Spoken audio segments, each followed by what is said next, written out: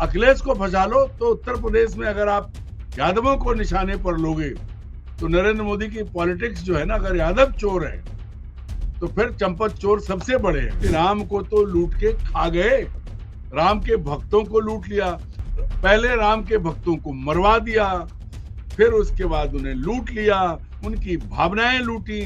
नरेंद्र मोदी ने जो खेल करना था वो कर लिया, संघ को नंगा किया और अपनी गोटियां जमा ली है। यादव समाज को कटघरे में खड़ा करके चोर बताने की कोशिश की इस देश के घटिया मीडिया ने, भाजपाइयों ने। मैं पहले दिन से ये कह रहा था कि नरेंद्र मोदी ने धोबी पछाड़ दांव अब संघ पे लगा दिया है, सारा कलंक संघ के माथे। नरेंद्र मोदी ने अब तक सिर्फ इस्तेमाल करके फेंकने की रणनीति अपनाई है। नमस्कार, मैं हूं संजीव श्रीवास्तव। आप देख रहे हैं 4 PM उत्तर प्रदेश। दोस्तों, गले की हड्डी बन चुका राम मंदिर दान घोटाला ना निगल पा रहे हैं ना उगल पा रहे हैं। भारतीय जनता पार्टी, राष्ट्रीय स्वयंसेवक संघ, विश्व हिंदू परिषद, उधेड़बुन तमाम चल रही। उधेड़बुन के बीच अब कहीं जो चल रहा है अयोध्या में, तो खत खत खेलने का क्रम तेज हुआ है। आपने देखा, पहले 3 पत्र आए थे। 3 पत्रों में एक आलोक कुमार जी जो कह रहे थे कि भाई जो ये विपक्षी जो विरोधी लोग हैं, जिस तरीके से वो मामले उठा रहे हैं, एक तो वो कहीं सनातन पर हमला है, और साथ में उन्होंने ये भी कहा था जो डीएसपी को लिखे खत में कि इनसे सबूत मांगिए, साक्ष्य जुटाइए, और ना दे पाए तो इन पर कार्रवाई कीजिए। फिर चिट्ठी आई नृत्य गोपाल दास जी जो ट्रस्ट के मुखिया हैं, उनकी आई, और उन्होंने सारी बातें कही, सारा कुछ। उसके एक शाम पहले चिट्ठी आई कोषाध्यक्ष जी की, स्वामी गोविंद देव गिरी जी की, और उनकी अपनी एक लाइन थी, राग था। फिर अब जो नई चिट्ठी आई है, 2 चिट्ठियां वो आई हैं जिनको सबसे ज्यादा टारगेट किया जा रहा है, जो निशाने पर हैं सबके, चंपत राय। हालांकि राष्ट्रीय स्वयंसेवक संघ, विश्व हिंदू परिषद और भारतीय जनता पार्टी के लोग भी कह रहे हैं कि वो तो निर्दोष हैं, समर्पित हैं इस मंदिर के लिए, उन्होंने 4 दशक अपने खपा दिए। और लेकिन जो बातें हैं, चीजें हैं, निकलती चली आ रही। 2 तरह की बातें, एक तरफ तो घपले, घोटाले, गड़बड़ियां, चोरी, डकैती, सब कुछ सामने है और हर दिन खुलासे हो रहे हैं, लेकिन जो जिम्मेदार, जिसके हाथों में पूरी बागडोर थी, वो नहीं है। ये दूसरा दृश्य। अब एक ठीकरा फोड़ने के लिए कहीं सर डॉक्टर अनिल मिश्रा का मिल गया है। जो चंपत राय जी की चिट्ठी है, पत्र है, उसमें उन्होंने भी ठीकरा उन्हीं अनिल मिश्रा पे फोड़ा। और हमने देखा था जो कोषाध्यक्ष महोदय स्वामी गोविंद देव गिरी जी, उन्होंने भी इशारा किया था। तब साफ हो गया कि कम से कम एक मगरमच्छ मिल गया है जिसको कि कैद करके डाल देना है। इस तरह के कहीं दृश्य दिख रहा है, लेकिन वो ऐसे आसानी से कैद हो जाएगा, मुंह नहीं खोलेगा, क्या होगा आगे तो वो निकल कर आएगा। कुल जमा हाल वही है, लीब दो, पोत दो, वॉश आउट कर दो, उसी दिशा में कदम बढ़ रहे हैं। और जो मुख्य आरोपी चंपत राय को बचाने की पूरी भरपूर जो कोशिश चल रही थी, उसमें और एड ऑन होते चले जा रहा है। तो जो निकल रहा है वहां से दृश्य, चलेंगे इसी सब पर बातचीत करने के लिए। जो हम खबरों के पीछे ही खबर बातचीत करते हैं, खास मेहमान अरुण दीक्षित जी के पास। अरुण जी को जुड़ गए हैं। अरुण जी बहुत बहुत स्वागत। नमस्कार सर, प्रणाम करता हूं। और सूचना आपको आई गई होगी कि क्या चल रहा है। हम लगातार देख रहे हैं कि 2 चिट्ठियां अब चंपत राय जी की, एक एसआईटी के नाम और दूसरी जो है वो राम भक्तों के नाम चिट्ठी। और वो बता रहे हैं कि सारे आरोप अनर्गल, मिथ्या, झूठ, जैसा कि चल रहा था। और एसआईटी को उन्होंने लिख दिया है, जो निकल कर आ रहा है सोशल मीडिया पर, उनके कुछ खत वायरल है और बाकी भी चीजें निकल रही हैं कि बैंक की लापरवाही, डॉक्टर अनिल मिश्रा जिम्मेदार, जिन्होंने एसओपी पे साइन किए थे, जिन्होंने देखना चाहिए था, करना चाहिए। तो पहले भी मैंने कल भी जब बात की थी, तो अनिल मिश्रा की और इशारा जो गोविंद देवगिरी जी महाराज हैं, उन्होंने भी उन्हीं पे स्वामी जी ने इशारा किया था, जो कोषाध्यक्ष जी, वो भी कहा था कि मैं निर्दोष, चंपत राय जी निर्दोष। और जो एक लाइन है पूरी की पूरी, हालांकि इसमें कहीं पीछे है कि जो मोदी एंड कंपनी है वो चाहती है कि संघ को टोटल निर्वस्त्र कर दिया जाए, क्योंकि उनके हाथों में बागडोर है। हम पाक साफ, इधर योगी आदित्यनाथ अपने उधेड़बुन में है। शुरुआत आपकी। संजीव जी, जो आपने आखिरी वाक्य कहा, संघ को निर्वस्त्र कर दिया जाए, अगर आप 4 जून के बाद की परिस्थितियां देखें और जो कुछ हुआ है, तो संघ निर्वस्त्र हो चुका है। और जितने छोटे प्लेयर, बड़े प्लेयर, छोटी मछली, बड़ी मछली, काला घोड़ा, सफेद घोड़ा, काली भेड़, सफेद भेड़, ब्राउन भेड़, ये जो लगातार भेड़ चाल जो चल रही है, उसकी मूल में एक ही चीज है। दरअसल आज जो खुद को नितांत ईमानदार बता रहे हैं, चंपत राय, वो देवगिरी, ये सब जब पहली बार में तो सब कुछ कुछ बोल रहे थे, मैं नहीं मैं नहीं मैं नहीं, सब मैं कर रहे थे। दरअसल क्या है कि चंपत राय और उनके पितृ मात्र संगठन राष्ट्रीय स्वयंसेवक संघ ने इस पूरे मंदिर प्रकरण पर, मतलब राम मंदिर का निर्माण, उसके बाद सारी व्यवस्था, उस सारे प्रकरण पर एक तरह से कुंडली मार ली थी। और सब कुछ जो कुछ हो रहा था वो सारा संघ की कृपा के निर्देशन में, संघ के पदाधिकारियों की कृपा से लोगों का आवागमन था, उनकी नियुक्तियां थी, सब कुछ संघ कर रहा था। ज्यादातर जो है कहने को सरकारी अफसर भी ट्रस्ट में थे, केंद्र सरकार के भी थे, लेकिन मामला सब चंपत राय के पास था। और चंपत राय के रहते, देखिए आप, लगातार एक गलती अभी हो रही है, चढ़ावा चोरी। दरअसल सिर्फ चढ़ावा चोरी नहीं है संजीव जी, मैं कई बार कह चुका हूं, ये चोरी उसी वक्त शुरू हो गई थी जब ट्रस्ट बनने के बाद इन संघियों को सौंपा गया, चंपत राय को और इन कंपनी को। और उसके बाद पहले जमीन खरीद में बड़ा घोटाला, उसके बाद जो है बिल्डिंग मटेरियल, निर्माण कार्य, ठेके, इन सब में जो घोटाले हुए, चढ़ावा का घोटाला तो बहुत छोटा है और उसी की आड़ में सब खत्म कर दिया जाएगा। उस दिन फिर आप नहीं पूछेंगे। चंपत राय चढ़ावा के घोटाले में खुद को पाक साहब बताते हैं, पर वो ये नहीं बताते कि जमीन जब खरीदी जा रही थी ट्रस्ट के लिए तो 8 गुने दाम पे, 10 गुने दाम पे क्यों ली? मंदिर से 6-6, 7-7 किलोमीटर दूर जमीन क्यों खरीदी मंदिर के लिए? मंदिर के आसपास होनी चाहिए थी। और उस जमीन का उपयोग क्या है? दरअसल क्या है, जो जानकारी है कि राष्ट्रीय स्वयंसेवक संघ ने अयोध्या में अपना पूरा कब्जा जमा लिया है। उसके स्वयं सेवकों के लिए कारसेवकपुरम और क्या क्या जो बना है, सैकड़ों की तादाद में उनके पास कमरे हैं, व्यवस्थाएं हैं।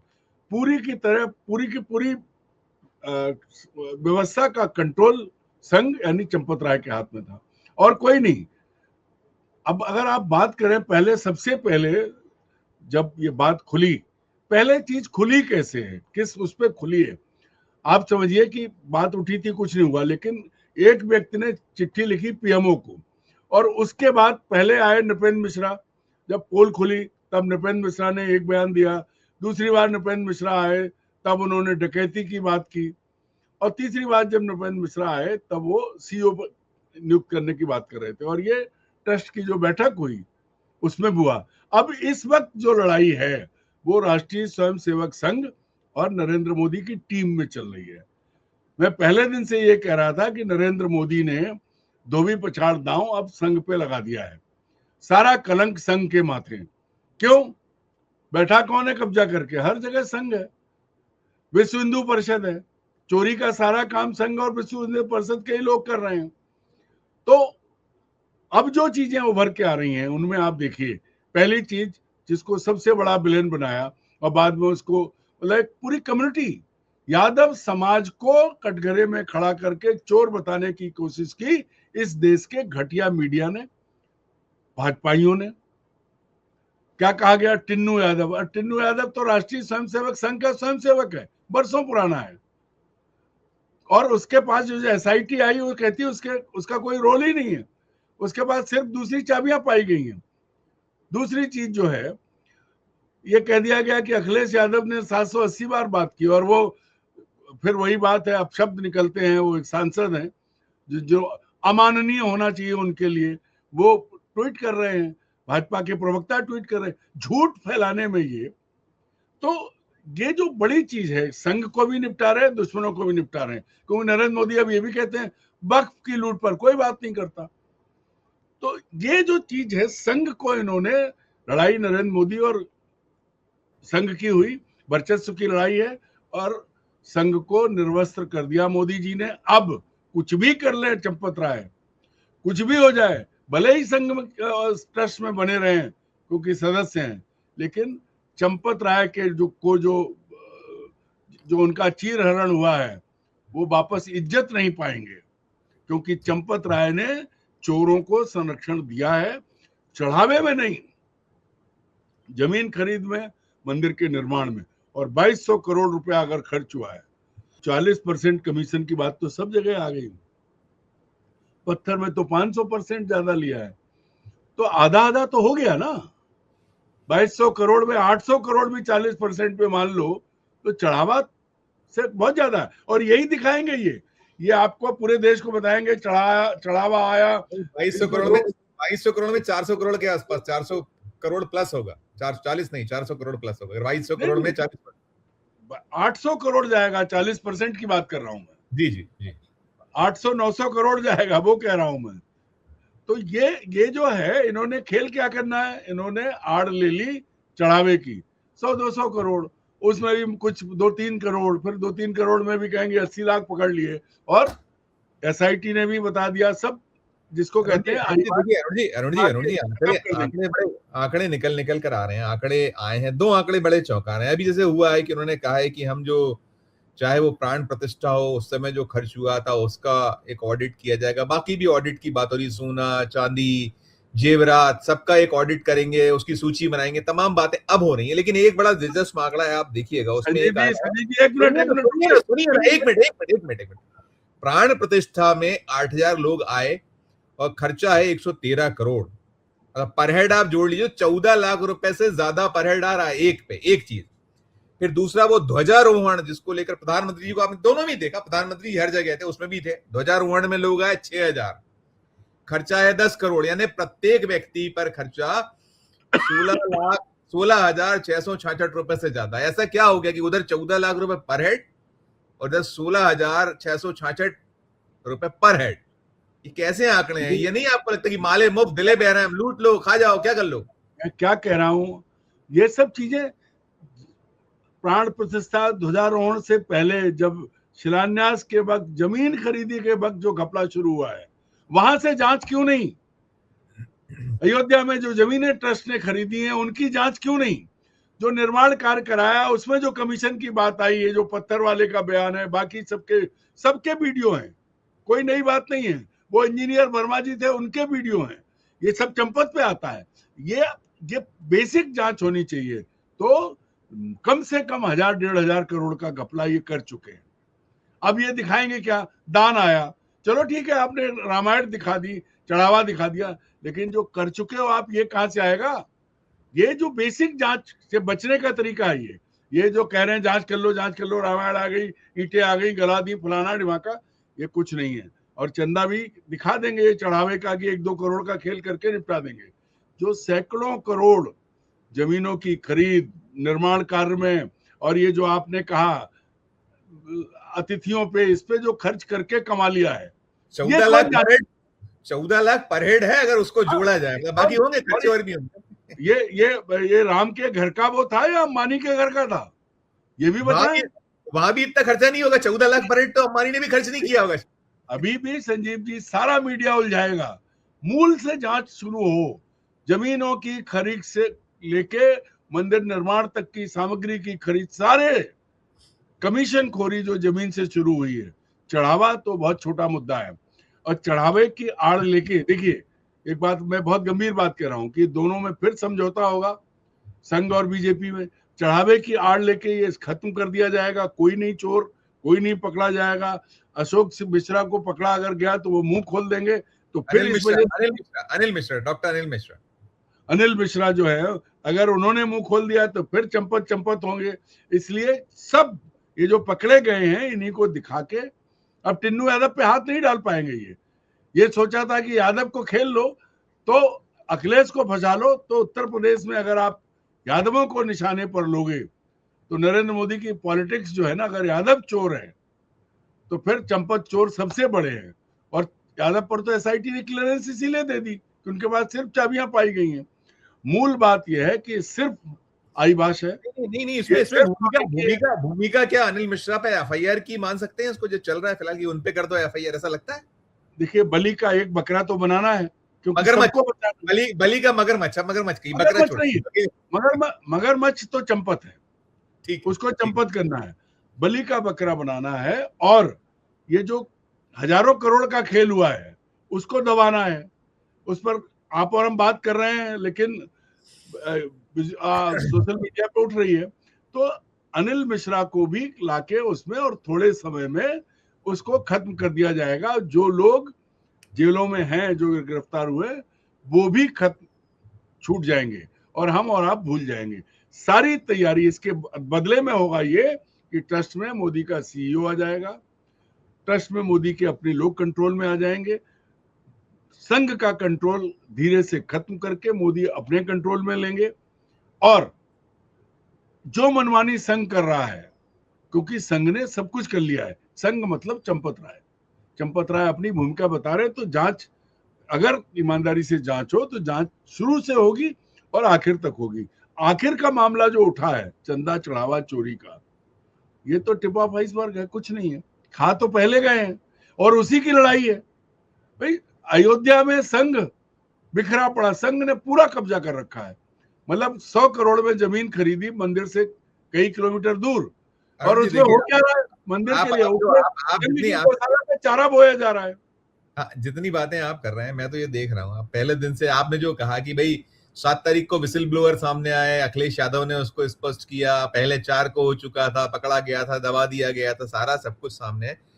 अब दिलचस्प ये है कि अब आज जाकर जो है कुछ 3 जो आरोपी हैं, वो 8 जो छोटी मछलियां, उनमें 3 की 24 घंटे की पुलिस रिमांड मिली है, सिर्फ 24 घंटे की। आप कल्पना करें कि इतना बड़ा मामला, जहां अगर यही कहीं दूसरे होते लोग, अगर ये गैर भाजपाई, गैर आरएसएस, गैर जो ऐसे दल होते, एनडीए दल अलग होते, इतर दल होते, कुछ होता है कहीं और कोई होता ये, तो अब तक तो ईडी, सीबीआई, इनकम टैक्स और क्या क्या उतर चुका होता, कितने छापे, कितने क्या। यहां अभी आ रहा है 24 घंटे की मात्र जो है एक रिमांड ली गई, और बड़े उस पर कॉलर ऐसे ऊंची की जा रही, 24 घंटे की रिमांड।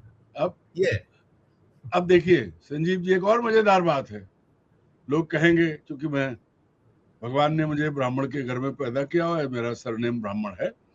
इस मंदिर में अब कौन, पहले इन्होंने कोशिश की कि पिछड़े वर्ग के, मतलब अहीर को फंसा दो, टिन्नू यादव को ले लो। अब जो अंदर है वो सारे ब्राह्मण हैं, अशोक मिश्रा भी ब्राह्मण है। तो बहुत मजेदार खेल है। दलित को बागडोर की बड़ी डोंडी पीटी जा रही है, दलित को बागडोर दे दी, दलित को बागडोर, दलित को बागडोर की डोंडी पिट रही डोंडी है, जी। ब्राह्मणों को जेल भेजने के, अब ब्राह्मणों पे हमला अभी फिर शुरू होगा। बीच में यादव लाए, और समझ में आया कि ये तो उल्टा पड़ जाने वाला है।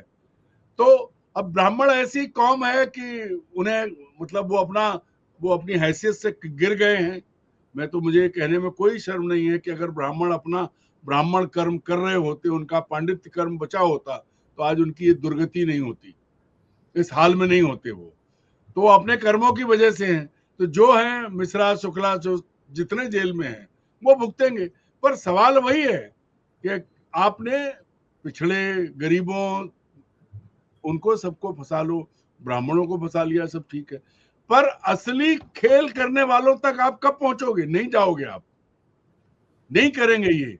नरेंद्र मोदी ने जो खेल करना था वो कर लिया, संघ को नंगा किया और अपनी गोटियां जमा ली है, लेकिन ये टिन्नू यादव पे हाथ ठीक से नहीं डाल पाएंगे। और अब ये देखना है कि अशोक मिश्रा जब फंसते हैं, और उनके साथ के शुक्ला तिवारी जो भी हैं, वो जब फंसेंगे तब क्या होता है। क्या बिल्कुल उत्तर प्रदेश का ब्राह्मण, नहीं, जी। अब क्या उत्तर प्रदेश का ब्राह्मण, मैं सीधे पूछ रहा हूं, ये सवाल पूछेगा क्या क्या सिर्फ यही गिनने वाले चोर हैं? चंपत क्या कर रहे थे? गोपाल राव पैसा लेके कहां गए? जो जो बातें आई हैं, क्या किया? देवगिरी जो कहते थे कल तक मेरा कोई लेना देना नहीं, अब उनको पाक साहब बता रहे हैं। शर्म नहीं आती इन लोगों को? शर्म से तो इनका नारा ही इनका बेशर्म देते हैं। तो अभी बहुत बड़े मजेदार खेल है, बलि का बकरा। अगर अगर अनिल मिश्र बन रहे हैं तो भैया फिर और मजा आने वाला है। मजा फिर देखेंगे वो ब्रजेश पाठक जो ये कहते थे कि मस्जिद की चंदे की बात नहीं करते, फिर उनको देखेंगे एक क्या जमाने में मायावती के पांव छूने वाले ब्रजेश पाठक, पंडित ब्रजेश पाठक, उनको देखेंगे कि वो क्या कहते हैं। अब ये सब ब्राह्मण फंस रहे हैं। मैं बिल्कुल चाहूंगा कि पूरे नृपेंद्र मिश्र ने जो बात पहली बार कही थी, उसकी शुरुआत से जांच हो, और सारे के सारे जितने आरोपी हैं, चाहे वो मिश्रा जी हों, शुक्ला जी हों, बंसल जी हों, क्योंकि वहां जमीनों में बंसलों की बड़ी भूमिका है, है। बहुत कुछ है। बिल्कुल मैं तो बिल्कुल, सबकी जांच। अरुण जी, मेरा एक सवाल, मेरा आखिरी सवाल। एक बात और कहूंगा, बीच में से रह जाएगी, क्यों नहीं भारत के संतों, शंकराचार्यों और धर्माचार्यों को ये ट्रस्ट दिया जाता है? क्यों नहीं बिल्कुल, मंदिर का काम उन्हें सौंपा जाता है? यही क्यों यही अंतर डिमांड, मंडल, क्यों बिल्कुल चार यही पंचायत डिमांड, यही डिमांड लगातार हो रही है कि उनको सौंपना चाहिए, जो वास्तव में जो तपस्वी हैं, जो वास्तव में इस तरह की चीजों के लिए अनुभवी हैं उनको। खैर अरुण जी, मैं देख रहा था आपसे कुछ देर पहले, जब मैं शुरू कर रहा था आपसे कुछ क्षण पहले, मैंने देखा हमारे जो नॉन बायोलॉजिकल मैन, क्या वो और क्या क्या उनकी पदवियां हैं, अभी वो है इस समय इंडोनेशिया से कुछ देर बाद ऑस्ट्रेलिया के लिए उड़ने वाले। लेकिन इंडोनेशिया में हमारे महामानव ने अभी कुछ देर पहले, जो वहां इंडोनेशिया का सबसे बड़ा हिंदू मंदिर है, प्रम्बानन मंदिर, 1000 साल पुराना, वहां पे थे, और वहां के राष्ट्रपति के साथ में उस मंदिर को और तमाम उसका जीर्णोद्धार का उन्होंने अनाउंसमेंट किया है। और वो कह रहे थे तमाम, उन्होंने कहा मैं तो बड़ा सौभाग्यशाली हूं, शिव से जुड़ा हूं, शिव की नगरी में पैदा हुआ, जो उन्होंने बड़नगर की कहीं बात की, फिर उन्होंने उसमें जोड़ दिया सोमनाथ से वो आ गए काशी विश्वनाथ, फिर वो केदारनाथ, और फिर महाकालेश्वर। राम का नाम भी उनकी जुबान पर नहीं आया। मैंने उनका भाषण पूरा सुना। जो राम के नाम पर आए हैं, राम को लाए हैं, राम के नाम पर उद्धार कर दें। तो मैं विस्मित था कि एक बार तो कह देते वो मर्यादा पुरुषोत्तम राम, वहां से मैं आता हूं, बनारस का नाम ले रहे हो सबका, उस नगरी का नाम नहीं ले रहे। बहरहाल संजीव जी, नहीं, एक बात टोटल उनको तमाम सौभाग्य, भाग्य और ये और पुनर्निर्माण, अरे इनको भूल गए राम को। महाराज क्या हुआ नॉन बायोलॉजिकल मैन? अंतिम टिप्पणी आप कर दीजिएगा। मेरा ये कहना है कि नरेंद्र मोदी ने अब तक सिर्फ इस्तेमाल करके फेंकने की रणनीति अपनाई है। चाहे वो शंकर सिंह वाघेला की टीम, जो इनके पहले गुरु थे, बाद में लाल कृष्ण आडवाणी हो, और तमाम देख लो, अभी 12 साल में देखो, यूज एंड थ्रो। यही भगवान का है कि राम का इस्तेमाल किया, राम ने पूरी मदद नहीं की क्योंकि 240 पे रुक गए। तो और जो कुछ खुला है, जिसके बहाने खुला है, राजनीति कोई खेले, लेकिन ये राम की कृपा है, क्योंकि मैं तो सनातनी हूं, मेरा विश्वास है राम में, और राम ऐसी सजा सबको देंगे कि देर से। अब डर के मारे क्या है, अब कैसे कहें, क्योंकि दुनिया भर में साबित हो गया कि चौकीदारी चोर है।